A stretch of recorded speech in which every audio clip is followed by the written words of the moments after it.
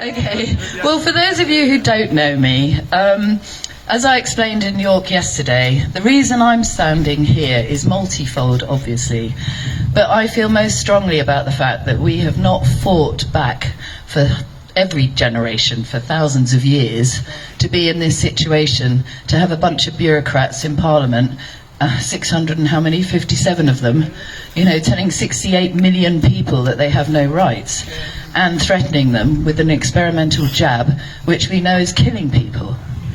You know, that's where we're at. I mean, it's absolutely horrific. And as I explained, I come from a military family. My own family, as I'm sure many of you, you know, we all had relatives who made those sacrifices so that we could stand here today on a cold December morning working out how we're going to deal with it. Basically, we were always a God-fearing nation. We upheld the Old Testament. When you go back before Roman times and you see who we were, our rule book was God's laws. And indeed, when you go to Deuteronomy and Exodus and Leviticus, you know, God makes it very clear that to be happy, it would be beneficial to all of us if we followed a set of rules, such as thou shalt not kill. And what we did was that no matter who rose to power, we made them swear an oath. To us, we the people, the deal is, you get to sit on the crown because you're going to uphold God's laws. But you, the monarch, as defender of our faith, will make sure that all of your agents and all of us will uphold that same set of laws, because a house united stands. You know, 1297, King Edward comes to the throne, and he, in the 1297 Magna Carta, which you can find, www.legislation.gov.uk, that brings up all of our statute laws. If you just put Magna Carta, it comes up. And I make that point because in this debate about our laws, so many people say, oh, the Magna Carta's nonsense, you know, it doesn't apply and all the rest of it. Yes, it does. Absolutely it does. And it's on our statute books. But when you pull up the Magna Carta, there are two clauses that are still there. And then it says, chapter 29, that no man will be imprisoned, outlawed, exiled, have their freehold property taken from them, or in any other wise destroyed. Now that's what we lawyers do as a catch-all when you can't think, you know, necessarily put down all the things that might happen to someone. So that any otherwise destroyed is very key, because that's what's happening to us today. You know, were we imprisoned in our homes under a diktat, or did we choose to put ourselves away? Are those people who are not choosing to be injected now going to be outlawed in their own country and rejected? So fast forward to 1627, and we have King Charles I, who decides that he has the divine right to rule over us and we're not all equal, and starts treating us very badly and breaking all of our rules. So we petition the crown. And this is what I think is one thing we're going to now have to do again. We know this is what our ancestors did when their laws were being broken. They petitioned the crown, and it basically says, under your coronation oath, you swore an oath to we the people to uphold our laws. You are not doing so, and here are the grievances of the laws that you are breaking. Cease and desist, essentially, and promise going forward you will uphold our laws. And you'll see that the crown has written, so be it. Unfortunately, the king decided to carry on ignoring our laws, and a civil war broke out in 1641, and 1 in 10 people lost their lives, and we went through hell. And the king was brought to trial and found guilty of treason, so unfortunately for him, he lost his head. The deal is, you must always swear these oaths, so that's enshrined in the Coronation Oath Act, 1688. Again, you can find that on the statute books, and it says every monarch has to swear this oath to us. And then the 1688 Bill of Rights says to these monarchs, these previous kings have not upheld our laws. You can ascend to the throne only if you uphold our laws. And just as a nice reminder, here are the subjects' rights. And again, go on and read it. It says we have these ancient rights that have always been upheld. Fast forward to the war. Now what happened in the war was that the Third Reich issued all these laws, changing the German people's laws, but they had no higher power or authority to refer to. They didn't believe in God or uphold the Old or New Testaments. And so you get a bunch of people in power who decide what they're going to do with everybody else, and there's nothing there to stop them doing it. So what we found was that despite all of our laws, and despite the war conventions, because by this time we already had the Lieber Code, which governed how people conducted war. For those of you who don't know, I'm a retired army officer, spent 9 years serving. And when you look at the war conventions, it says there are 4 fundamental principles of war. The first is military necessity. You conduct war to bring the conflict to an end as quickly as possible with the least amount of loss of life and the least amount of damage to the property and to the environment. And you do that by disabling your enemy, not by mass slaughter. So that was enshrined in the Lieber Code.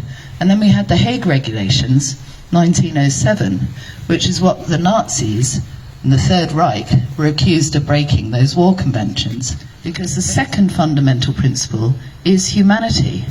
It's military necessity, humanity, distinction, and proportionality. So what it says is that even if you're armed combatants, it's only if it's completely unavoidable that someone's lost their life. And after the war, that will be investigated, and if it was found to be murder, those people will be brought to trial, held accountable, and dealt with. So what happened at the end of the war, where, as we know, the German war criminals were saying, well, it was military necessity, and we had no choice, etc., etc., and they were dealt with, and some of them were hanged. But also what happened were the medics were brought to trial. And this is the whole point about talking about the Nuremberg Code in the context of all of those rights. Because you'll find that even if you're a prisoner of war in enemy-occupied territory, they don't get to give you medical treatment without your consent, let alone experiment on you without your consent. And when you are a prisoner, you're entitled to full medical care and a certificate saying what care you've had. And if you die, there's a full investigation, post-mortem, and a whole report. That's not being offered to people now, in a so-called public health emergency. And so what we have is a situation where people are conducting medical experiments on other people without obtaining their informed consent freely given, in breach of the Nuremberg Code and the humanitarian laws, and they're doing it to each other. That's a prohibited act of war. And people are doing that to each other in our own society. I contacted a lieutenant colonel in the military and I said, if you were the enemy, wouldn't it be a genius plan that you invent these bioweapons, tell people they're actually medical treatments and they're going to heal them, and then get them to buy them themselves and use it on each other? Wipe out the country. You start with the care workers, then go to the military and the police and the politicians, teachers, job done. And he went quiet, and I said, so you tell me that the top brass have run through that scenario? And he said, you'd like to think so. I said, we need to think so, because the evidence is that these are bioweapons. And that evidence I present to you, I won't go into detail, because you have the right to choose whether you want to know. So what we've agreed, Junaid and I had a conversation about it, we're going to do an interview tonight where I will share the truth of what I've been told and found for myself from examining and cross-examining the world's leading experts, Geert Vanden Bosch, Peter McCulloch, Robert Malone. I could go on. So, because I'm on the steering committee of the World Council for Health, and what we did was we got a whole load of doctors, scientists and lawyers together from around the world, and we've been holding these Zoom meetings, sharing our evidence with each other and our legal analysis. And unfortunately, that is the conclusion. These are all bioweapons. The injections are killing people, and there are reasons for that, which, as I say, I won't go into now because some of you may not want to know. The masks also are killing people, and there's all sorts of problems with the masks, which again I'll share later if you want to know. Same with the tests. Now the problem we have is that if people don't want to be on the receiving end of those bioweapons, nobody has the right to demand that they do. Coercion is a crime. And if you inject someone or mask them or test them without their informed consent, that is assault. Under the Offences Against the Person Act, which is our main leading criminal law about how we treat each other, assault, bodily wounding with intent, inflicting bodily harm. If you inject someone, you are intending to wound them. You've deliberately put the needle into their skin. Anything that flows from that harm is the criminal liability of the person who's injected them. And the only way it's lawful is if they've given them all the material risks. They've told them they might die.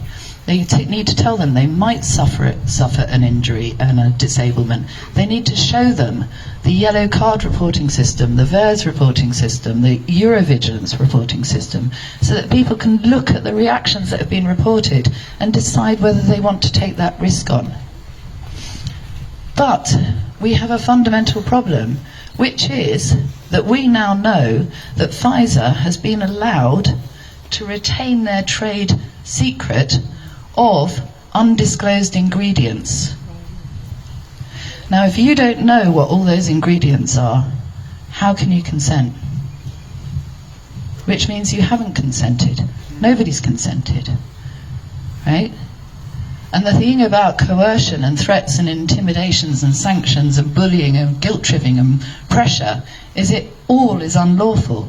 So if you've given your consent under those terms, it's not been lawful. So it vitiates your consent, makes your consent null and void. And it gets worse, because another prohibited act of war is conducting a terror campaign. Because we have our bodily integrity, our right to life, is our psychiatric integrity as well as our body integrity. So if you run a terror campaign on people, you're breaching their psychiatric integrity. And we all know the deaths of despair that have happened over the last 2 years. It's absolutely heartbreaking. And we also know that children, 60% of them, are now suffering with a mental health problem. We have all been tortured with the terror campaign. And torture is prohibited, as is cruel, inhumane or degrading treatment.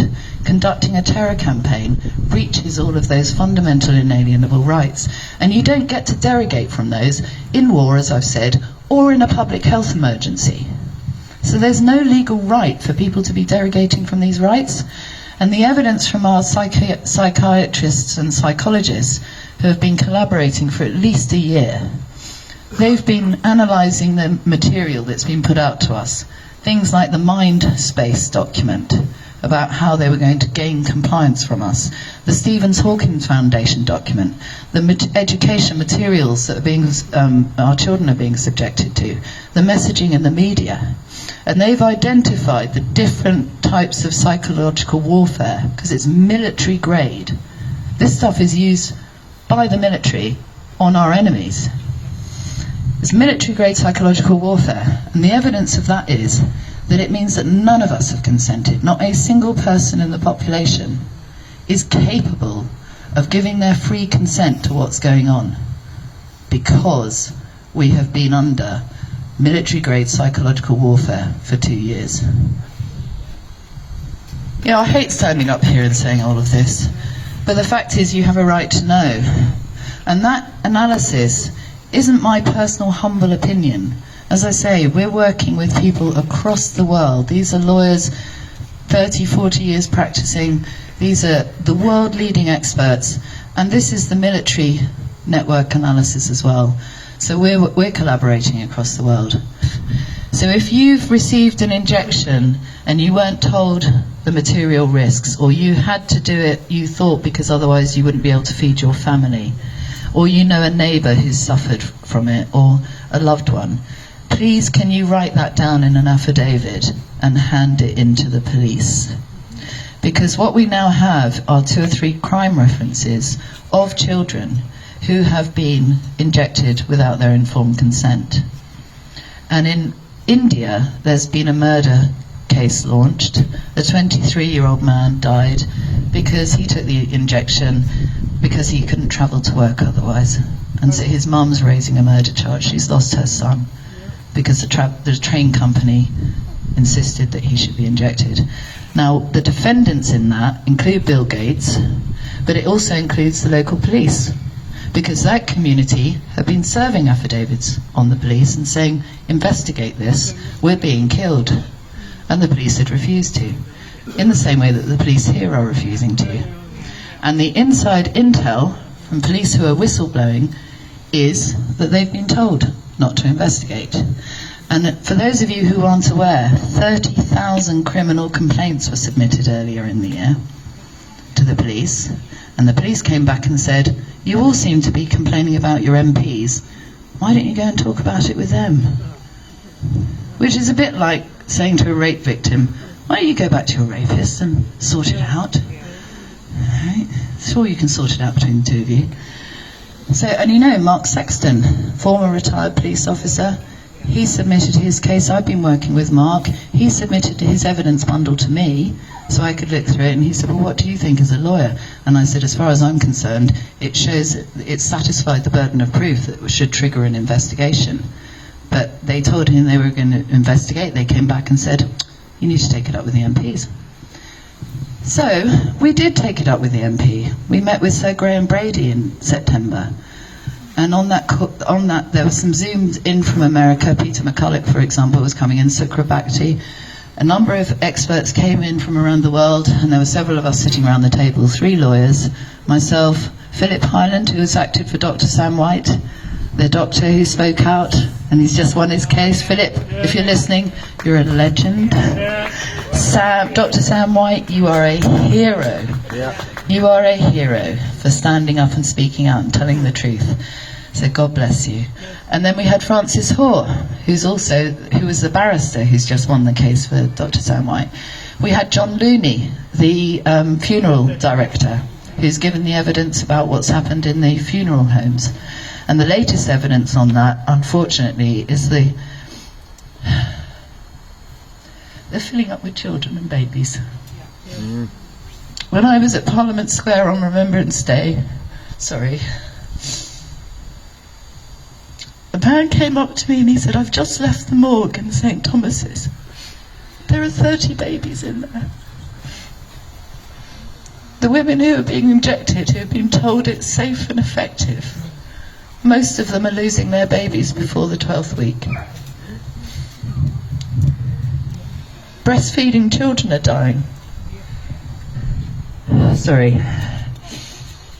So this is the evidence coming out, that so many people are dying and being really severely injured, and yet we're being told it's safe and effective. And parents are saying to their children it'll be fine, because the parents are being lied to. And those children don't know any better, those 12, 13-year-olds. And now they're saying that 5-year-olds, and they're conducting experiments on 6-month-olds. And the evidence is from these experts around the world, we don't know how many we're going to lose. I want to stop this. We pleaded with Sir Graham Brady to stop it. We've all gone public all over the world to stop it. The people I'm working with, these eminent doctors and scientists, have lost their jobs. You know, because they've been pushed out because they're speaking the truth. These people are here regardless. They've lost their families, some of them, because, you know, their spouses have walked out on them.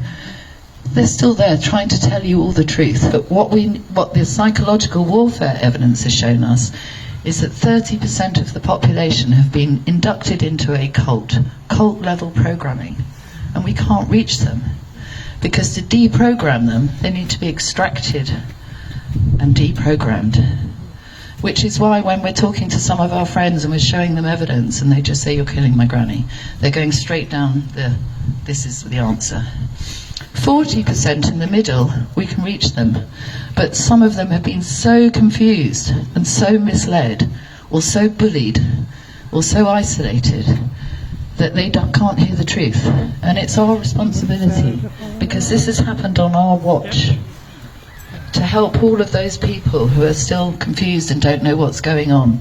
Tell them they're sovereign beings, tell them they can say no, tell them this stuff, please. But in the meantime, just to leave you, because I know you're cold and want a cup of tea, and thank you so much for listening, is we really need to take a stand, stop this, save the future generation. This literally is a fight for the human race. It's everybody's constitutional duty to take action to stop harm. So please, will you all find out people who have got a story to tell, get people to tell their story, and give it to the police with whatever evidence you have. If you've got evidence of, for example, your local MP telling people it's safe and effective and they won't die, or you've got your local journalists, or you've got your local school who are facilitating it on their premises, or you've got the local council officer who's closing businesses down unless they force people to take part in this medical experiment. It's an act of war. It's a prohibited act of war, just to say it again. They can inject whatever they like into you. And indeed, they already are. Yes. So I'm sorry to leave you with that, but I also want to give you hope, because the military intel is that we've already won all of this. There's a huge amount going on in the background. We each have to take responsibility for saving our own countries, our own country's rule of law, our own country's democracy, our own country's, ability to look after each other. We've got to take back our country, take back our sovereignty, not allow what is happening to continue, because we are governed by consent and we are not consenting. So I hope I'll leave it there, but please do come up and talk to me afterwards. I've actually got the notices of liability that you can serve on people, and you can obtain those from, if you go onto the Informed Consent Campaign Telegram channel, the notice of liability for teachers is pinned on there. We're developing different one for different people. So we've got these documents, so you don't have to pay a lawyer or write them yourselves. Okay, so find the document, but then you need to find out who it is you're going to serve it on, the living man or woman, their job title, and then what they've done. You have to prove that, you're serving them for a good reason. You take that notice and your affidavits and your evidence down to the police, and you say, I've started this process, please investigate. If they refuse to investigate, take down their details and serve them with a notice. And I know it sounds very torturous, but this is what we have to do. Yeah. So are you all willing to do that? Yes! Thank you! And will you tell everybody else? Yes! Thank you. All right, well, thank you so much. And I'm sorry that was so long, but I really hope that that's like what you needed. Thank you. Thank you.